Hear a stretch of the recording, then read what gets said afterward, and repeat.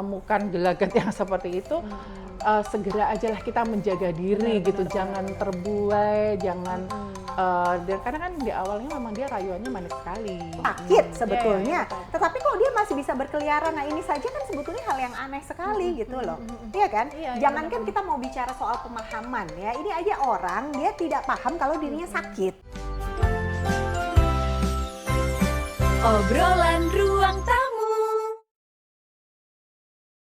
Assalamualaikum warahmatullahi wabarakatuh, teman-teman, sahabat obrolan ruang tamu. Berjumpa lagi dengan kita bertiga, Mama Ica, Dokter Dea, dan Kak Zuli. Kak Zuli.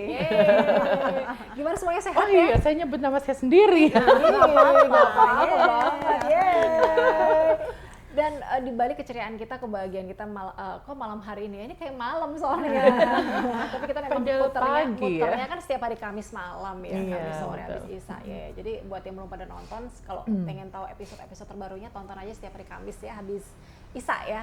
Bener nggak sih? Habis Isya atau habis Maghrib? Habis Isya. Habis Isya. Soalnya kadang-kadang nggak bisa on time. Jam berapa sih mantauin, kok belum mulai nih? Iya, itu pas Deli tidur. Ya gitu. Tapi tema yang viral ini sebenarnya sudah beberapa minggu yang lalu viral tentang penemuan, penemuan ya, sudah ditemukan kan, karena 3 tahun nggak ketemu gitu. Sebenarnya orang tuanya udah nyari kemana-mana, 3 tahun itu kemana aja, tapi sampai ada satu ustadz juga sampai geram banget melihat penyekapan ini yang begitu luar biasa. Bagaimana tapi kalau kita melihat memang juga ada salah juga ya, karena istilahnya pacaran ya. Padahal kalau di dalam Islam pacaran itu kan memang nggak boleh ya Mama Ica ya. Jadi memang ada sebuah hadis juga menyampaikan bahwa janganlah seorang laki-laki berduaan dengan seorang perempuan kecuali bersama mahramnya. Hadis sahih Bukhari dan Muslim. Jadi memang ini sudah sangat kental sekali ya. Di dalam Islam pun juga nggak boleh ikhtilat, laki-laki dan perempuan campur baur, apalagi itu sampai berbulan-bulan ya, orang tuanya pasti mencari. Maka sebagai perempuan juga harus hati-hati nih, biar tidak ada penyakapan yang akan datang, karena kita ngeri banget ya orang-orang laki-laki sekarang itu ya. Mereka itu kayak nggak, otaknya di mana ya? Hatinya di mana? Otaknya di mana? Jadi udah otaknya udah rusak, sampai nggak ada bibir, mata ini, yang terbaru ini kan ya. Udah bukan manusia itu. Udah bukan manusia. TH gitu ya. TH ini memang benar-benar Masya Allah, ini harus benar-benar dikasih efek jerak ya. Makanya memang penting banget di dalam hukum Islam itu harus memberikan efek jerak untuk para kaum yang memang udah di luar nulur. Ya betul. Jadi ya pastinya ini manusia cuma udah tidak menggunakan otaknya lagi ya, otaknya mereka udah rusak parah gitu ya. Mengerikan sekali. Ya saya kan tidak mengenal, tidak memeriksa, tidak periksa orangnya langsung gitu ya. Tapi melihat dari kronologis yang kita baca di media sosial, jelas ini tampak orangnya sangat impulsif banget gitu ya. Emosinya kayak polos banget deh, emosinya nggak terkontrol gitu ya. Dan kalau lihat yang diposting ya kamar kosnya seperti itu kan juga Astagfirullahaladzim gitu ya. Saya kira bukan orang yang sehat juga gitu ya secara mentalnya. NPD takut ya? Bukan NPD juga ini. Jangan buat diagnosis deh gitu, karena diagnosis itu banyak banget gitu ya. Jangan asal sebut diagnosis. Dia pakarnya ya. Jadi ini tadi keceplosan. Tidak boleh asal diagnosa. Iya. Yang jelas kan dari gejalanya yang terlihat memang emosinya pasti tidak stabil gitu ya. Pasti ya ada sesuatu lah yang salah, harus diperiksa lebih lanjut gitu ya. Tapi terlepas dari apa yang terjadi pada dirinya, ini kan jelas sesuatu yang sangat tidak manusiawi. Dan ini menjadi pelajaran yang berharga untuk kita semua gitu, bahwa apalagi terutama perempuan harus sangat-sangat berhati-hati gitu. Apalagi kalau kita lihat kan dari kronologis kan saya kemarin baca beberapa korban yang pernah menjadi korbannya itu juga awalnya mengenal dia dari media sosial gitu kan. Berarti nggak cuma satu. Iya gitu. Cuman yang paling parah nih yang disekap sampai 3 tahun ini gitu kan gitu. Nah, jadi maksud saya ini jadi pelajaran buat kita bahwa kalau kita terutama tadi karena ini lawan jenis ya, maksudnya mengenal ya, kenalnya juga lewat media sosial, tidak jelas juga latar belakang orang ini siapa gitu ya.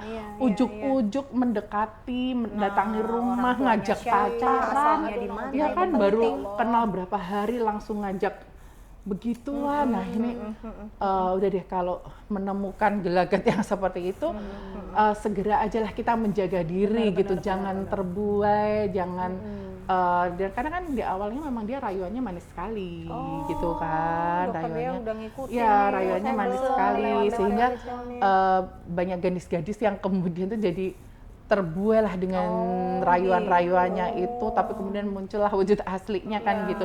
Nah jadi karena tapi memang tampangnya hati-hati. kayak innocent banget. Ya, Tapi itu maksudnya difilter gitu. loh, saya difilter itu yang di media sosial. Nah pokoknya gini deh yang kadang-kadang cukup bersih ya, itu kemudian membuat kita percaya gitu ya, ya. yang jelas, yang POV yang ingin kita sampaikan ke teman-teman adalah sebagai perempuan terutama kita harus berhati-hati gitu dalam pergaulan. Karena memang juga dalam Islam ada rambu-rambunya ya, Mama Ica ya, gimana kalau pergaulan Pandangan antara wanita dan laki-laki. Betul. Itu kan kewajiban ya dari semuanya hamba Allah, itu kita wajib saling menundukkan pandangan, kemudian saling menjaga diri, kemudian di dalam interaksi pria dan wanita itu hanya diperbolehkan setidaknya di antara 3 bidang, pendidikan, kesehatan, jual beli gitu. Artinya apa? Dia jual beli, bekerja misalkan, kemudian dia pendidikan, oh ya ada di sekolah, ada di kampus, ada dosen laki-laki, murid perempuan, itu biasa kesehatan, konsultasi kesehatan, dokter ya atau tenaga medis yang lainnya itu ada interaksi laki-laki dan perempuan. Yang bukan Selebihnya mahram, itu ya. yang bukan mahram. Nah, selebihnya itu sebetulnya tidak diperbolehkan. Nah, tapi kan balik lagi nih dengan sekulerisme yang menjangkiti banyak negeri-negeri muslim ya, orang muslim sekalipun saja belum mengenal ya kan, belum mengenal, belum disiplin, belum terpanggil ya kan, belum sadar sepenuhnya. Bahkan apalagi mungkin nggak tahu karena awam kayak iya, gitu. awam. Dan gitu itu bukan kan. jadi rambu-rambu, bukan jadi apa ya, sesuatu yang ada pengawasan gitu ya, Nah, secara apa belum diterapkan. Iya, belum diterapkan. gitu loh. Jadi bukan nanya sudah makan belum, ayo makan yuk gitu, bukan itu kan ya. Gitu. Tapi Sehingga kita memang kewaspadaannya itu perlu ditingkatkan beberapa kali lipat, bahkan ya 1000 kali lipat gitu, karena di sekeliling kita saja tadi ada seseorang yang sebetulnya bisa jadi kalau kita sudah melihat bukti dari perilakunya seperti itu kalau di tes psikologi dan tes psikiatri bisa jadi dia ada sakit kan dok, maksudnya dia sudah kehilangan empati menyiksa orang lain. Nah itu kan Kalau sudah diperiksa. bukti sakit sebetulnya. betul. Tetapi kok dia masih bisa berkeliaran, nah ini saja kan sebetulnya hal yang aneh sekali gitu loh. Iya kan? Jangankan kita mau bicara soal pemahaman ya, ini aja orang dia tidak paham kalau dirinya sakit kan gitu ya.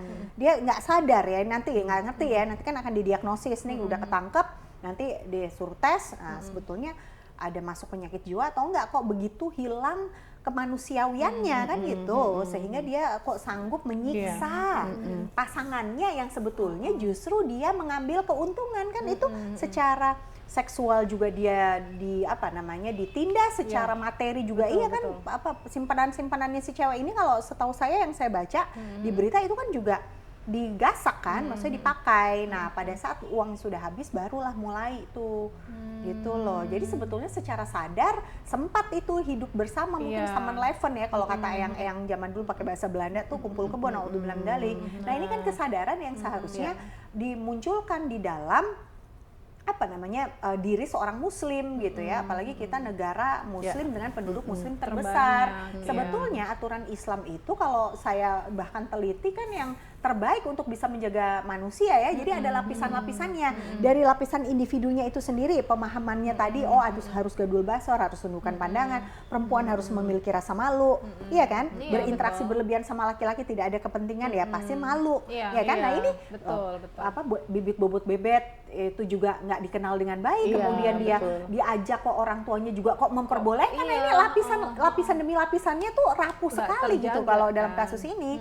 Nah kita kan bisa pelajari itu. Jadi dari sisi individunya itu pemahaman harus ditingkatkan. Kemudian belum lagi jalabib ya, bagaimana Islam itu mengajarkan kita untuk menutup aurat ya. Ini kan menutup aurat aja berapa lapis kita keluar. Yang menutup aurat aja masih bisa kok jadi korban. Nah iya kan.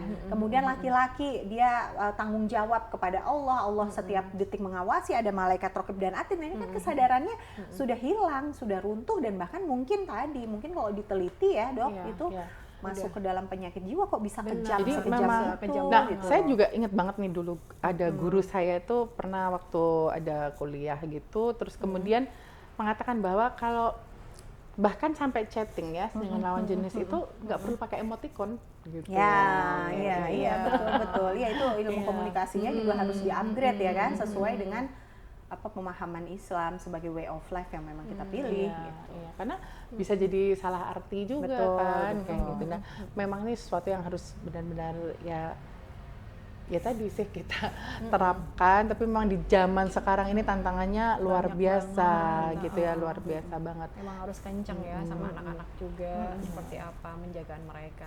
Mudah-mudahan sih kasus ini tetap berjalan dengan lancar, takutnya nanti ujung-ujungnya ODGJ. Iya. Maksudnya terus iya. dikasuskan dengan harus, wah, ya makanya harus digali. Ya tadi gitu maka loh. bekal untuk anak-anak kita juga, mereka harus paham bagaimana ilmu pergaulan, bahwa ternyata Islam ini sangat menjaga kita gitu kan, bukan mengekang gitu ya, tapi memang ya hidup ini bukan semau kita kan, bukan mengumbar nafsu kita gitu kan, tapi semua memang ada aturan hidup yang harus kita pakai, yang harus kita jalankan, kita terapkan gitu ya. Ya itulah PR kita memang banyak ya. Banget ya. Yang pasti penyimpangan yang terjadi yang sedang viral ini sebagai apa ya, koco benggolo kalau dalam bahasa Jawa, atau sebagai pembelajaran agar kita bisa berhati-hati dengan lingkungan apapun, termasuk tadi yang sudah disampaikan Mama Ica dan juga Dr. Dea. Dalam Islam itu tidak melarang cinta, tetapi mengajarkan cinta mencintai yang menjaga kehormatan dan mendatangkan keberkahan gitu ya. Mudah-mudahan kita bisa menjaga semuanya, bisa menebarkan kebaikan dan juga bisa memberikan kebermanfaat bagi orang-orang sehingga mereka selalu bisa berbuat baik dan melakukan hal-hal yang positif, ya nggak sih? Iya, Ya, betul sekali. Kita berjumpa lagi dengan tema-tema yang akan datang dengan yang lebih seru lagi bersama saya Kak Zudi. Saya Dr. Dia. Dan saya Mama Ica. Pamit Sampai undur ketemu. diri. Wassalamualaikum warahmatullahi wabarakatuh. Dadah.